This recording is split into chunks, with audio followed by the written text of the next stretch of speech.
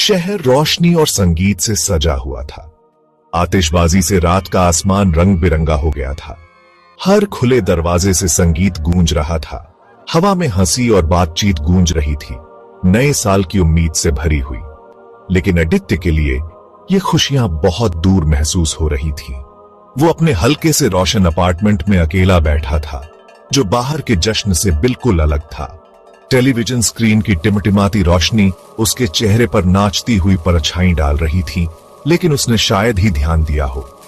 उसकी आंखें, जो शहर की रोशनी को दर्शाती थीं, गहरे गम से भरी थीं। वह यादों के समुंदर में खोया हुआ था।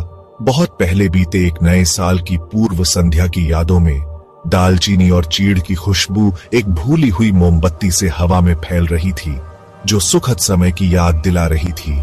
उसकी हर सांस उसके सीने में भारीपन लिए हुए थी। मौसम की खुशी उसके दिल में एक दूर की गूंज की तरह थी। आदित्य अब 28 साल का हो गया था, लेकिन आज रात वो फिर से एक लड़के जैसा महसूस कर रहा था। उसे उत्साह याद आ रहा था, उम्मीद याद आ रही थी।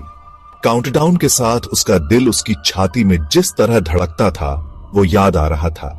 उसे वो याद आ रही थी, उसकी हंसी आतिशबाजी की तरह चमकदार, जो अब उसे सिर्फ दर्द देती थी। उसे तारों से भरे आसमान के नीचे किए गए उनके वादे याद आ रहे थे, हमेशा के लिए निभाने के वादे। वादे जो उतनी ही आसानी से टूट गए जितनी आसानी से लोग नए साल के रेजोल्यूशन बनाते हैं। दर्द उसके सीने में एक हल्के दर्द की तरह था, एक निरंतर साथी। उसने उस तस्वीर में उसके चेहरे की रूपरेखा को टटोला, जिसे उसने सालों पहले फेंक देना चाहिए था। वो जानता था कि यह ठीक नहीं था, अतीत से इस तरह चिपके रहना, लेकिन कुछ घाव इतने गहरे होते हैं कि ठीक नहीं होते। उसके फोन की तेज आवाज ने उसे चौंका दिया, उसकी यादों के धुंध से बाहर निकाल दिया।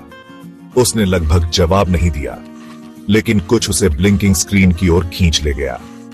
नाम उसकी आंखों के सामने चमक उठा, एक ऐसा नाम जो उसने बरसों से नहीं देखा था, निहारिका। उसका दिल तेज हो गया, भावनाओं की बाढ़ आ गई। भ्रम, गुस्सा, उम्मीद की एक किरण जिसे उसने जल्दी से बुझाने की कोशिश की। आखिर इतने समय बाद क्यों? अब क्यों, जब उसने आखिरकार आगे बढ़ना शुरू कर दिया था, अतीत को दफनाना शुरू कर दिया था। संदेश छोटा था, सरल था, हैप्पी न्यू ईयर एडी, क्या हम बात कर सकते हैं? उसकी उंगलियां कीबोर्ड पर मंडरा रही थीं, उसका दिमाग दौड़ रहा था। इतने समय बाद आखिर वो क्या कहना चाहती होगी? क्या वो जानना भी चाहता था? सेकंड बीतते गए, हर एक एक अनंत काल की तरह था। उसका अपार्टमेंट, जो आमतौर पर शांति का घर होता था, घुटन भरा लग रहा था। बाहर से आ रही मौज मस्ती की आवाजें उसके अंदर चल रही उथल पुथल का मजाक उड़ा रही थी। क्या उसे जवाब देना चाहिए? क्या वो अतीत के दरवाजे खोलने की हिम्मत कर सकता था? दर्द की उस नई लहर का जोखिम उठा सकता था जो इससे निकल सकती थी? या इतने सालों बाद क्या यही उसके पास बंद करने का मौका था? सवाल हवा में लटका हुआ था, अनुत्तरित। नया साल बस 1 मिनट दूर था, एक नई शुरुआत। लेकिन जैसे ही आतिशबाजी एक अंतिम चमकदार चरमोत्कर्ष में फूट पड़ी, जिसने एक नए दशक की शुरुआत की, आदित्य जानता था कि कुछ घाव कुछ वर्षों की तरह